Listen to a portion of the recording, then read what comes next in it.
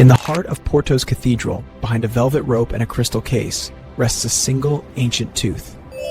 It's said to be the holy tooth of Saint Apollonia. In this small crystal cylinder rest 2 drops of blood, gathered in the 13th century by King St. Louis IX. He carried them home from the Holy Land, and in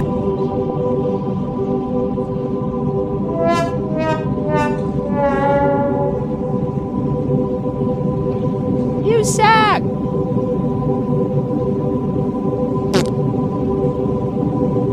In the streets of Renaissance Rome, Philip Neri was called the Joyful Apostle, but inside his chest something extraordinary stirred. The tissue that surrounded his heart, stretched by love and prayer, still survives. Encased here is a fragment of the skin of Saint Anthony, preserved for centuries.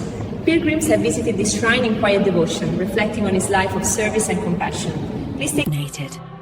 Before you is one of the most unusual treasures of medieval Europe, the jaw of Saint Anthony, cradled in a chapel of gold and crystal. Legend says it survived a shipwreck. Resting in a case of gold and glass, the heart of St. Charles Borromeo has been venerated here for centuries. The delicate organ, preserved and placed on white silk. Fashioned in the early 17th century, this gilded reliquary bust was made to safeguard a saint's relic and to remind viewers of her presence.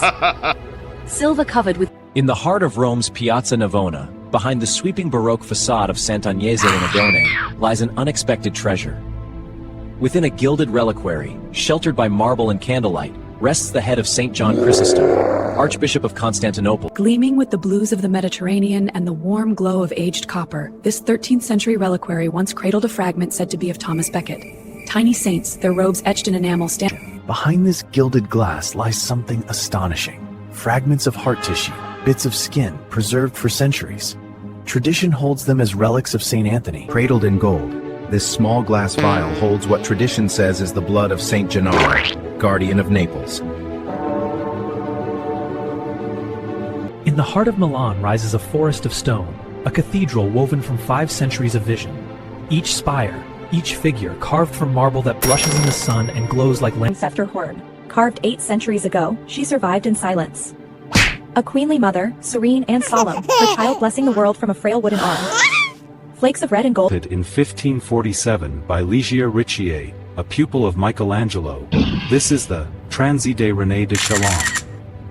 A corpse rendered in bronze. Giacomo Pacchiarati painted this moment of mystical union in the 16th century. Saint Catherine kneels in her brown habit, her hands open to the sky. Golden. Painted around 1320, Pietro Lorenzetti's Stigmata of St. Francis glows with gold leaf and quiet drama. Rays descend from a fiery seraph, striking the friar in the hand inside. Bead, tucked in a weathered box, polished by centuries of hands. These are believed to be the earliest known rosary beads. Each bead, carved from mahogany, still carries the warmth of devotion, the small cross worn smooth by prayer. Dated to the 11th century, they are more than an artifact.